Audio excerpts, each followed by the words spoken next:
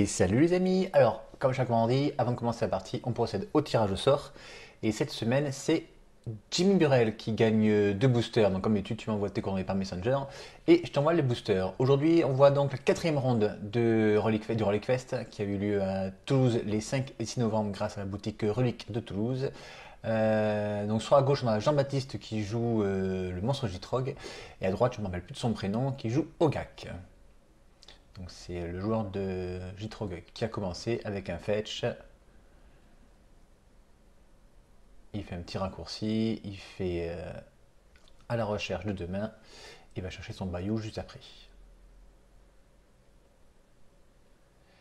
Allez, pareil pour son adversaire, il fetch, il vient chercher son bayou plus tard, non, sa forêt, pardon, et il pose un druide de boréal.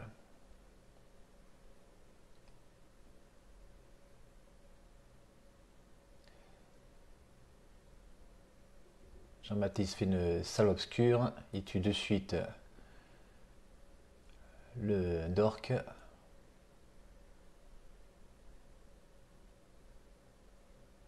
Et en plus, c'est dragage 3, donc s'il y a besoin, il pourra à nouveau le rejouer au prochain tour.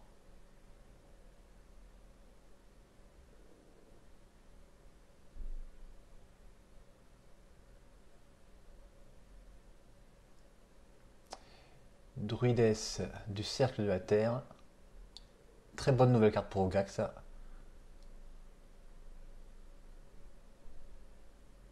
Donc, quand tu arrives sur le champ de bataille, il meule 4 cartes. Et quand elle meurt, il peut récupérer un terrain de son cimetière dans sa main.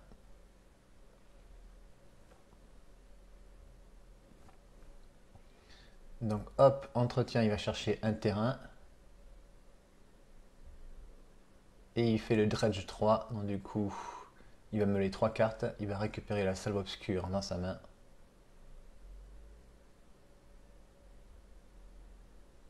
Au lieu de piocher. Et du coup, il va la rejouer de suite. Hop, il n'a pas envie de voir deux créatures sur la table. Il n'a pas envie de voir Ogak arriver trop tôt. Et du coup, il y a un miss trigger de la part du joueur de Ogak qui aurait pu récupérer son fetch. Et qui aurait pu lui permettre d'aller chercher une Charmille Dryade par exemple. Et de poser quoi qu'il arrive Ogak ensuite.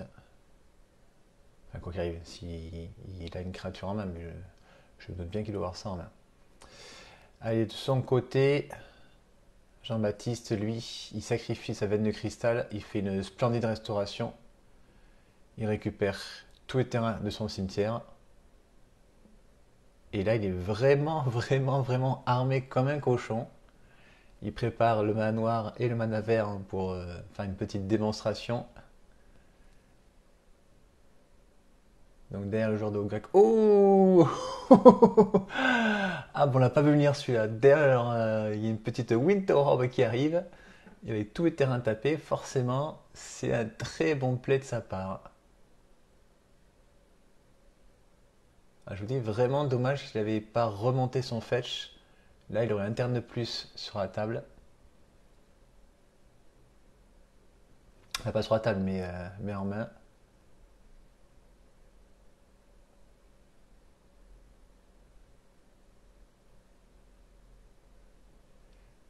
Donc, qui dégage.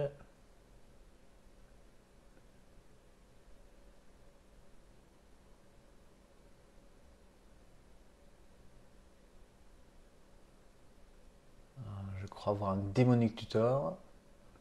Ouais.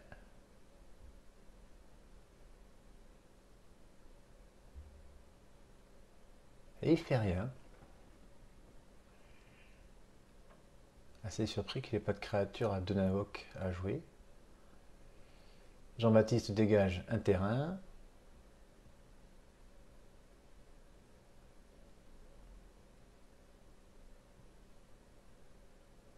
Mais n'en pioche pas. Ce qui est assez étrange, le nombre de terrains que possède le deck Monstre Jitrog. Mais il y a beaucoup, beaucoup de terrains sur la table.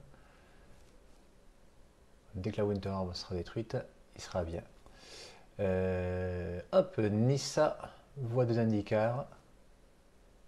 Et il n'a pas pioché de terrain. Donc je vous dis, il serait quand même changé pas mal de choses s'il avait pas mis trigger son fetch dès le début. Du coup, il va faire un plus un. Il va créer un jeton plante. Il pourra en créer un au prochain tour pour pouvoir lancer Ogak.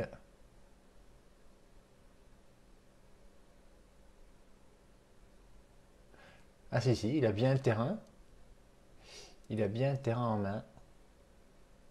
Mais visiblement pas de créature à poser avec.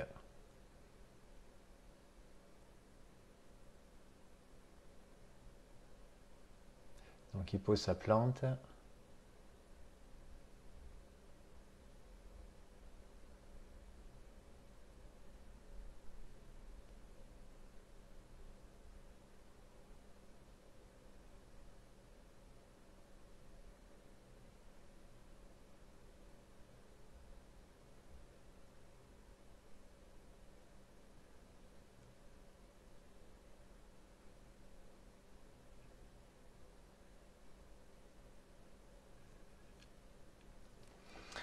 Un recouvreur elfe pour Jean-Baptiste.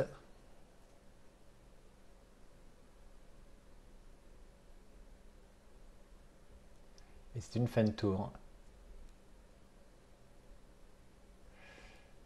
Et pour aller chercher la Mésophyte, ça va être pas mal. Mais après, Mésophyte, tant qu'il y a Winter Orb sur la table, il faut vraiment qu'il trouve une solution. Allez, le plus un sur Nissa, il crée une seconde plante.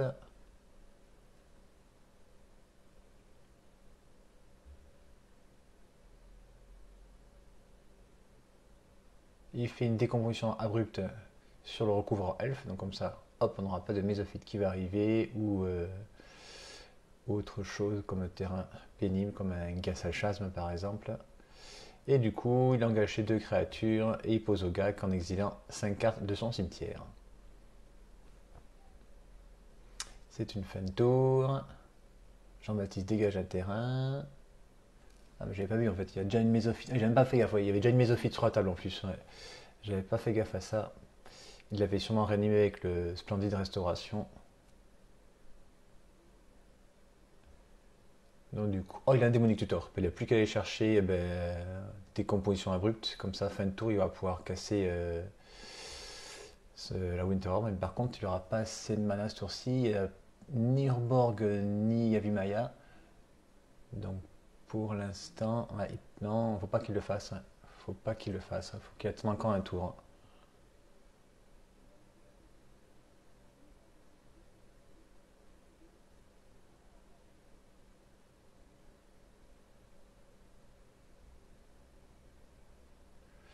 Du coup, il fait le -2 ce coup-ci sur Nissa. Donc un marqueur plus un sur toutes ces créatures. Donc les deux plantes qui vont enfin pouvoir attaquer. Et Ogak. Ogak va logiquement se faire maiser. Voilà.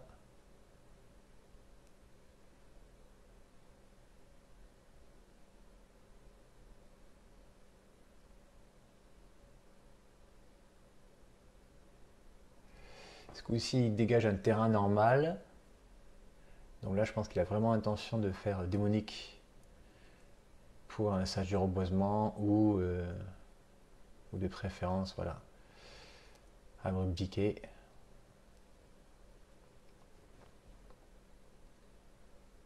Ah, c'est presque dommage qu'il ait dégagé un terrain et pas la Mésophyte, mais il ne pouvait pas savoir qu'il allait piocher un terrain. Donc démonique tutor.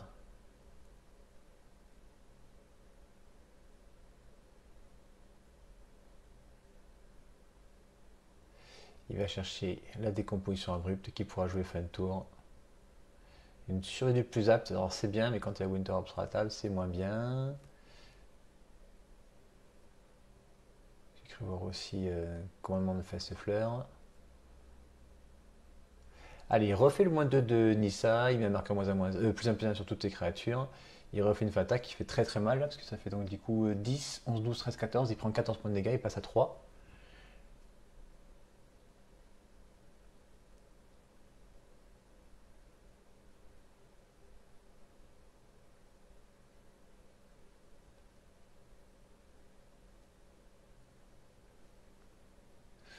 Le majordome. Alors, quand il est dans son bataille, il meule 3 cartes et quand il meurt, il peut envoyer une carte de créature de son cimetière dans sa main.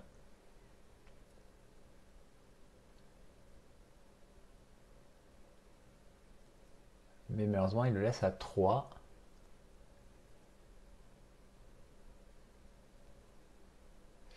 Fait un tour de décomposition abrupte sur la Winter Orb.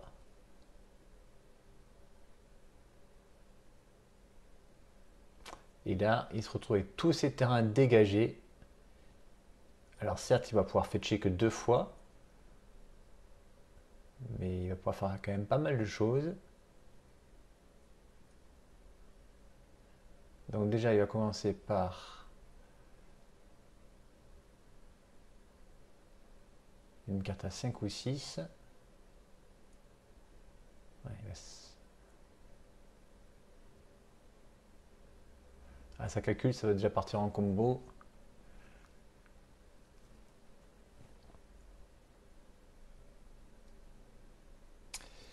Saison passée, ouais, donc il faut qu'il sacrifie la veine de cristal.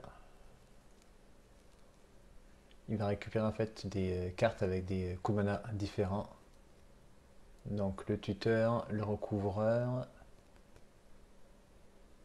le démonique bien sûr.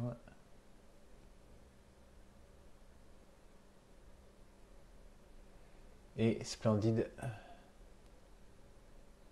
pour remettre tous ces terrains sur le champ de bataille.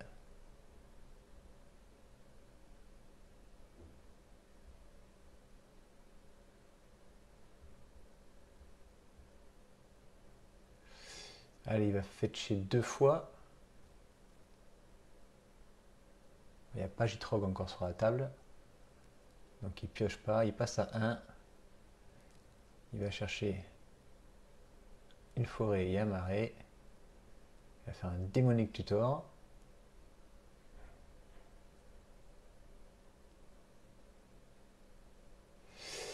Et il va poser son précipice glaciaire.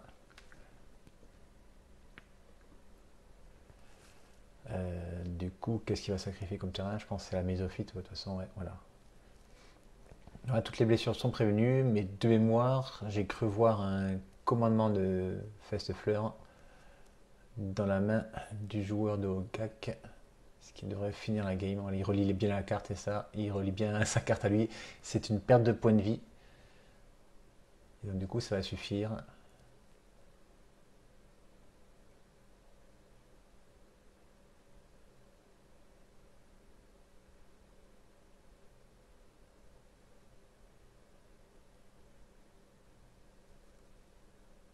Voilà, là il lui montre que c'est pas la peine de continuer. Il a, voilà. Bon, son adversaire perd pas de temps. Hop, il finit son tour. On passe directement à la 2.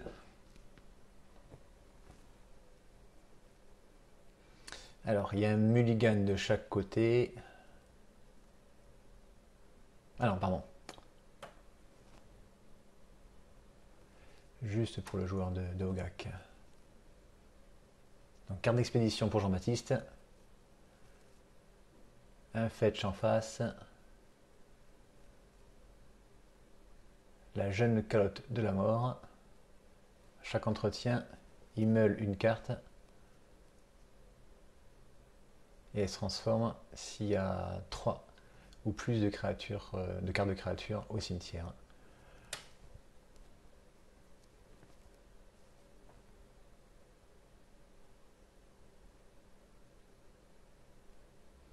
C'est une fin de tour.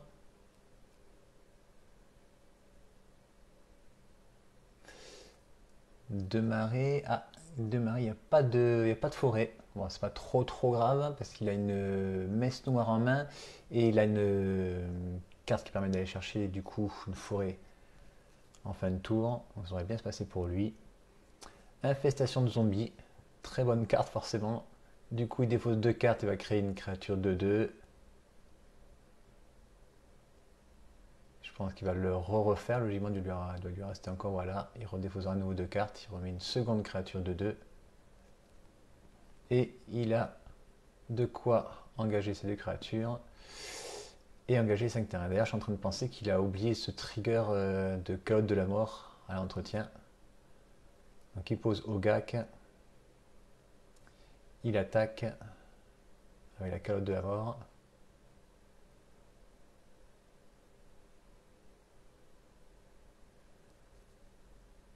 Ouais, il lui signale qu'il avait oublié, mais malheureusement c'est trop tard maintenant là.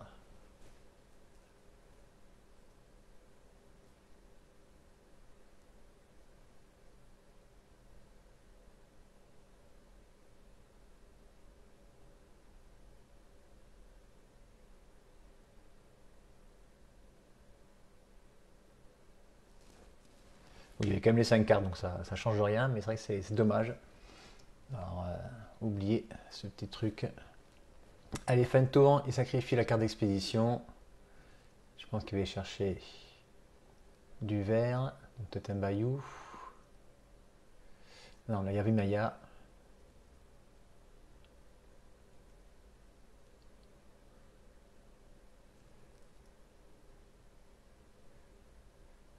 Et là, ça va être très vite du coup. Yavi Maya, je pense que ça va être une Dark Ritual et Ogak. Et Jitrog, pardon. Donc une messe noire, je suis en train de remarquer que la plupart de ces cartes sont toutes foil. Il aime bien pimper, donc je pense qu'il joue ce deck depuis pas mal de temps, il doit bien le connaître. Juder, une tourbière.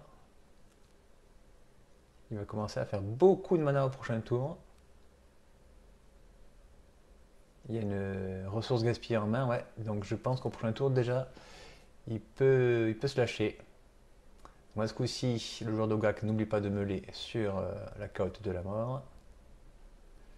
Mais oui, il n'a plus qu'une carte en main du coup, vu qu'il a quand même défaussé 4 cartes pour créer ses 2 zombies et poser Ogak tour 2.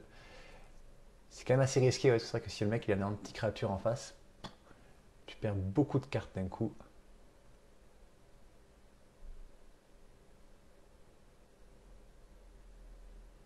Quoi qu'en même temps, tu peux le rejouer tous les tours ton Ogak. Tu t'en fous un petit peu, c'est vrai.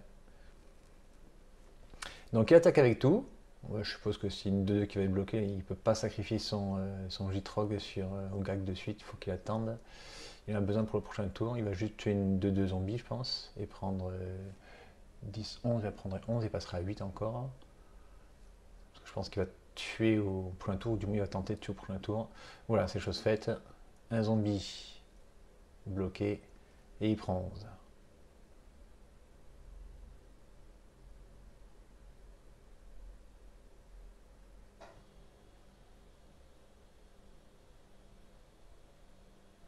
Et derrière, un oiseau de paradis. Ouais, il est main vide. Allez, tout va se jouer maintenant. Est-ce que Jean-Baptiste va pouvoir faire quelque chose? En entretien, hop, il sacrifie son marais pour Jitrog, il pioche sa carte pour Jitrog et il pioche sa carte de pioche.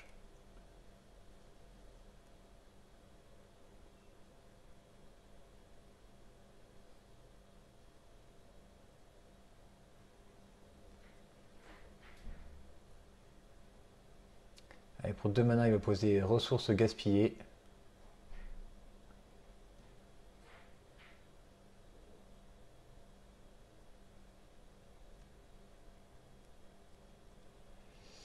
Allez, donc il va sacrifier un marais, faire un mana noir, piocher une carte sur le monstre Jitrog. Donc le terrain noir et le terrain vert que vous voyez en bas de en bas de l'écran et donc à droite de son tapis, c'est pour symboliser les manas qu'il va faire ce tour-ci. Allez, hop, il va faire 2 noirs. Donc il a 3 manas noirs pour l'instant.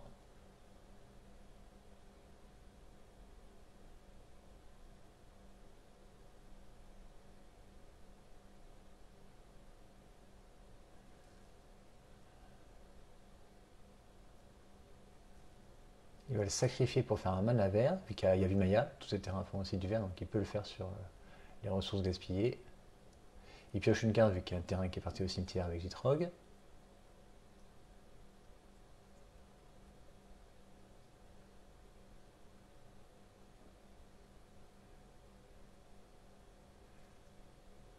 Je crois pas qu'il ait posé de terrain encore sourcier, ouais. Donc il peut en poser 2 grâce à Jitrog. Il va commencer par poser une veine de cristal.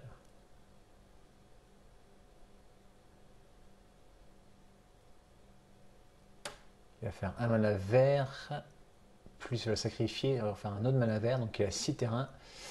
Il a symbolisé le jeton sur G3 pour montrer qu'il a joué un terrain ce tour-ci déjà. Jamais sa façon de jouer, Jean-Baptiste, qui m'a aidé partout pour qu'on comprenne bien, et que ce soit son adversaire ou les abonnés de la chaîne. Vraiment super sympa à lui d'avoir fait ça.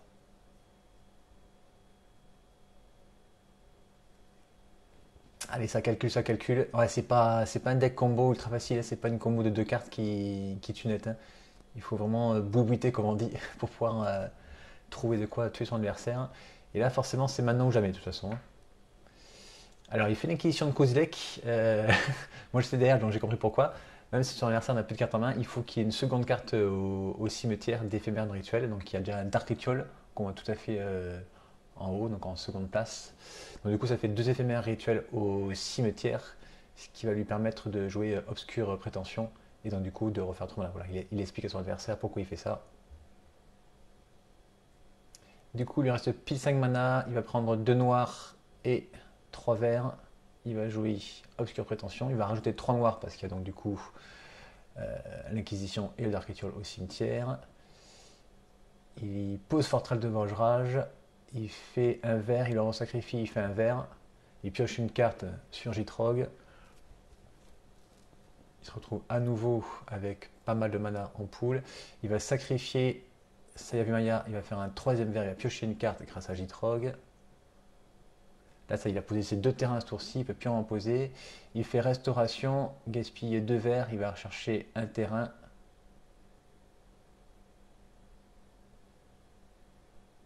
Il remet la Yavimaya.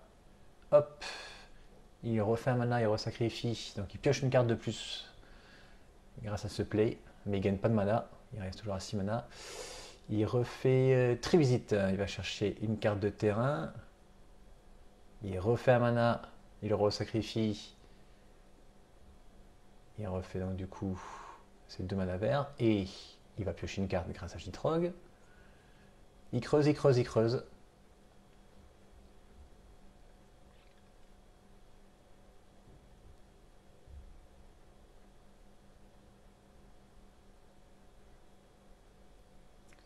Il faudra bientôt jouer Splendide Restauration. Voilà, hop. Donc il prend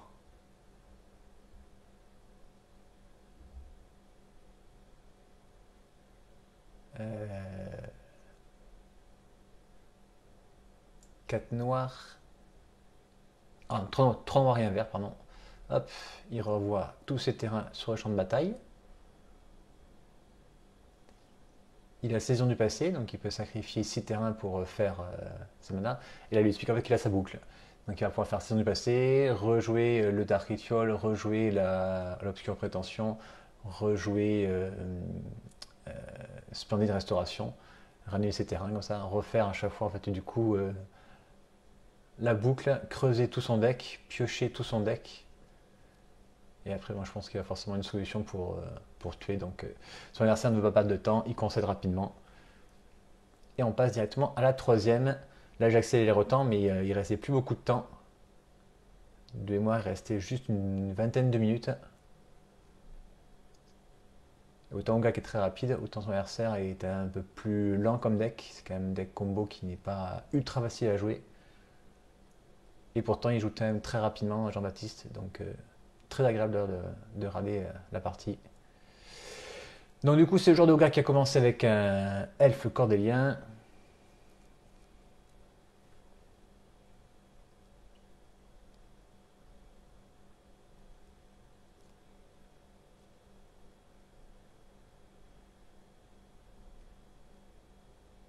Il a fait Mulligan 5 par contre, hein, donc assez difficile, mais c'est un jeu qui joue très très peu de terrain, entre 29 et 32 en général.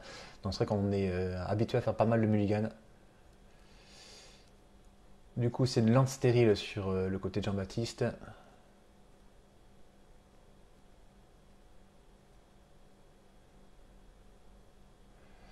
Alors, voix sinueuse, il va choisir créature, il va révéler les 4 cartes du dessus de ses Otech. Mettre toutes les cartes de créature révélées ainsi dans sa main. Et mettre le reste au cimetière. C'est la même créature qu'on a vu la première.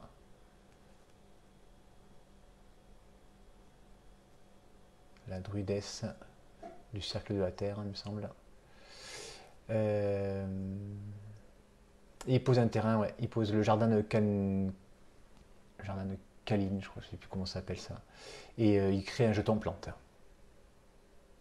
C'est-à-dire que tour 2, il va avoir Ogak sur la table, ce qui est quand même pas mal. Oh, mais je vois qu'il y a encore un Dark Ritual de côté de Jean-Baptiste qui commence déjà dès le tour 2 à calculer. Du coup, il va recycler l'encendreuse pour aller chercher un terrain basique, une forêt qui pose directement sur le champ de bataille. Et c'est une fin de tour pour lui.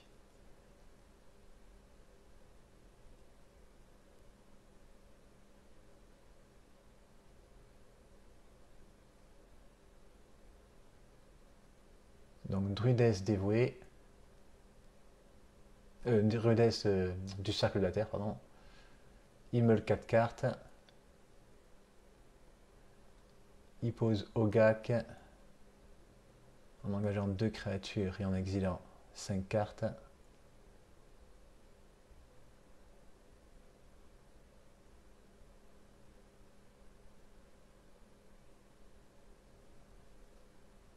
Il va logiquement. Oula. Il va logiquement avoir une petite attaque de l'elfe cordéien.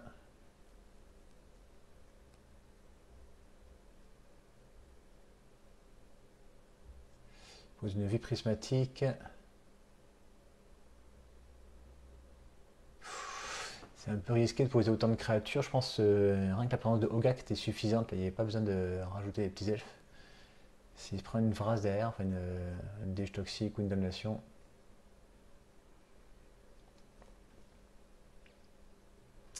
Il ne pourra pas ensuite facilement reposer Ogak. Il y avait Mulligan 5, donc ouais, je pense que il fallait peut-être garder l'elfe en main là. Oh, mais t'es déluge toxique, et bien donc du coup à 8, ouais, il passe à 11, mais il se débarrasse de toutes les créatures. Par contre, il y a encore la druidesse qui. Et bien apparemment, il oublie encore le trigger de la druidesse. Il aurait pu récupérer son fetch, il aurait pu aller récupérer une charmidriade. Et pourquoi pas reposer à nouveau au GAC. Donc dommage parce que, ouais. Alors autant la première, il avait oublié, mais il avait quand même gagné la partie grâce à Winterorb. Là, j'ai bien peur qu'avec la main que Jean-Baptiste a, ça soit assez difficile.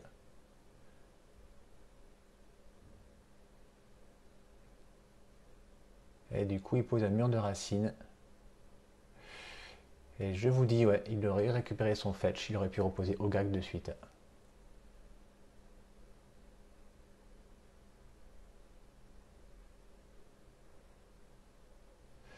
Allez, messe noire. Du coup, là,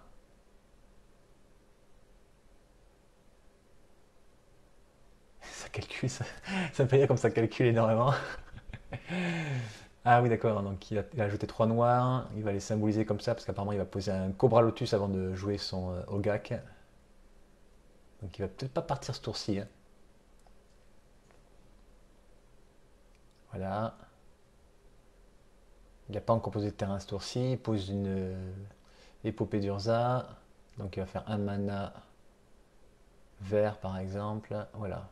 1, 2, 3, 4, 5, il peut poser Ogak avec le Cobra Lotus et 2 manas qui lui restent. Alors par contre, il faut qu'il sorte les 2 manas qu'il a sur le marais. Il a plus de mana en réserve. Il peut poser un second terrain, voilà, hop, il symbolise, voilà, c'est bien fait. Il symbolise bien qu'il a joué donc 2 terrains ce tour-ci. Il ajoute un mana vert grâce au Cobra Lotus. Il fetch. Ah, là il y a l'adversaire qui a une réponse. C'est une dislocation sur le Cobra Lotus. Ah, c'est vrai que le Ogak est 6-6, donc difficile à tuer. Mais du coup, le Cobra Lotus ne fera plus de mana. Ah oui, je pense qu'il voulait jouer un creuset des mondes qu'il a en main. Et bien, du coup, il était chercher un terrain qui arrive engagé. Il annonce fin de tour.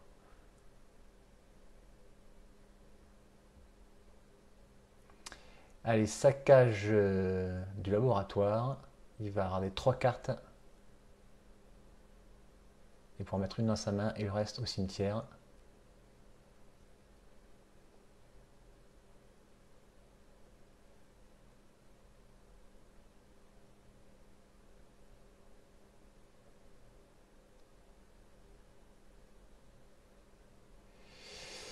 Alors, la poser. Pourquoi il joue ça? L'enseignement des Kiri. Le problème, c'est que ça meule 3 cartes, c'est bien, mais ça pose une 1-1 incolore. Donc, du coup, pas idéal. Bah, la preuve, il peut pas lancer au gars ce tour-ci.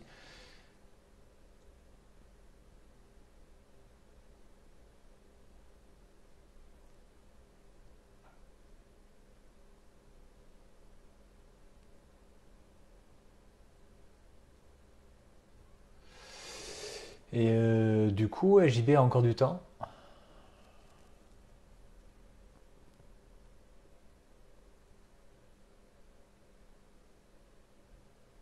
Oui, il va même attaquer avec le monde de Jitrog. C'est pas quelque chose qu'on fait couramment. En même temps, là, il peut se permettre, il n'y a pas de défense en face. C'est pas lui qui est pourtant censé être aggro. Pour 3 mana, on l'a vu tout à l'heure, il y avait un creuset des mondes en main, voilà. Il n'a pas encore joué le terrain ce tour-ci. Allez hop, il va poser un fetch. Dommage qu'il ait plus son Cobra Lotus. Il le met au cimetière, il pioche une carte pour le Jitrog. Il va chercher un Bayou. Il va le refaire vu qu'il a le droit à poser 2 terrains par tour grâce à Jitrog. Donc ça y est, hop, il a posé ces 2 terrains. Il pioche une carte pour Jitrog. Il va fetcher, il va chercher une forêt.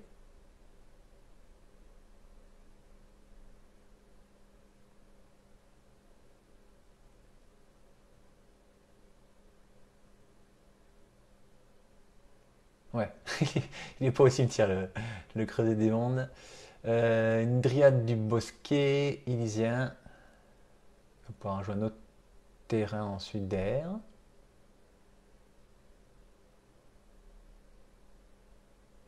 Et bien je vous dis, hein, c'est déjà la fin de la ronde. Donc je vous dis, c'est pour ça qu'ils ont essayé de se dépêcher à rapidement finir la première. Donc il fait un fetch, il pioche une carte sur le fait de Jitrog, il va chercher un terrain. Donc un marais.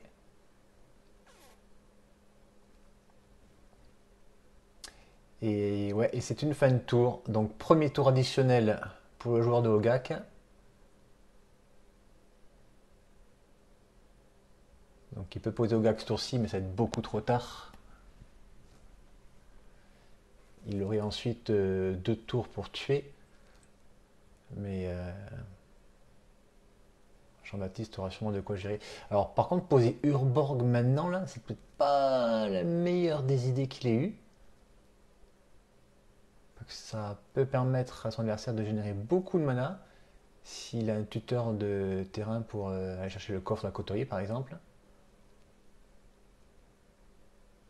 Ouais, il avait oublié le trigger, la saga, mais c'est un trigger obligatoire, donc là on n'a pas le choix, on va mettre un marqueur +1/+1 sur son jeton à l'esprit.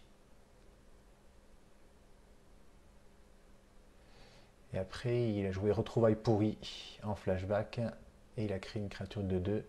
Du coup, il en dégage 2 créatures, il va exiler 5 cartes et il va rejouer Hogak.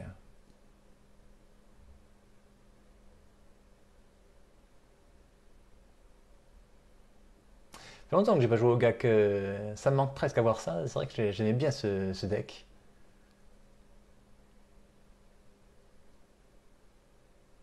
Avec en général, c'est plus Grist qui est joué dans ces couleurs-là. Mais du coup, il y a eu pas mal de decks vert-noir aux reliques. Entre les Grist, les Hogak, le vieux Rutstein, Old Stinkfinger, ça faisait quand même pas mal de decks. Et puis en face, il y a Jitrog.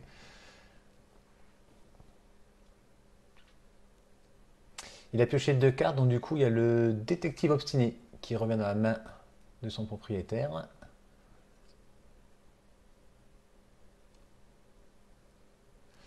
Allez, à la phase de pioche, du coup, hop, la saga passe à 3.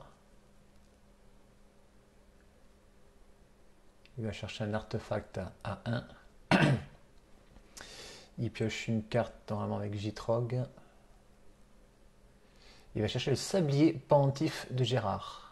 C'est une carte que je ne connaissais pas et je suis très très content d'avoir vu cette partie parce que j'ai vraiment adoré cette carte. Et c'est une carte que je pense que je jouerai désormais Dans quelques decks. Oh il a Emrakul en main. Ce qui veut dire que avec comment le sablier, son adversaire n'a pas de tour supplémentaire. Et donc du coup, Emrakul ici calcule bien, je pense qu'il a largement assez de mana. Il va pouvoir poser Emrakul, piquer le tour adversaire, et le tour supplémentaire ne sera pas joué par son adversaire, hein. Donc du coup, ce sera à nouveau à Jean-Baptiste, qui va donc du coup pouvoir lui mettre 13. Je pense pas que l'adversaire ait une réponse à ça. Il a une carte en main, sa carte qu'il a récupérée au cimetière de mémoire. Il rejoue 3 terrains de son cimetière en 3 fetch, mais du coup qui font 3 mana comme si c'était démarré parce qu'il y a le Urborg sur la table. Mais bon, ça n'aurait pas changé grand chose de toute façon. 3, 1, 3, 4, 5, 6, 7, 8, 9, 10, 11, 12, 13. Ouais, c'est bon. Il peut poser Emrakul. Oh, c'est énorme comme play. Je pose Emrakul, je pique ton tour, t'as pas de tour sup, à moi. Parce que du coup, on est au tour 2 des tours additionnels. Ensuite, c'est tour 3 et 4. Et puis il achève du coup un coup de 13 volant. Voilà, il lui explique comment il va faire. Ah, c'est énorme! C'est énorme. Eh bien, joli OJ. Et bon, du coup, 2-1 pour Jean-Baptiste Munoz. Et semaine prochaine, donc lundi, on verra Soul of Windgrace encore contre Aminatou. Comme d'habitude, je remercie tous les abonnés et tous les membres de la chaîne. Et on se dit à lundi. Allez, bye bye.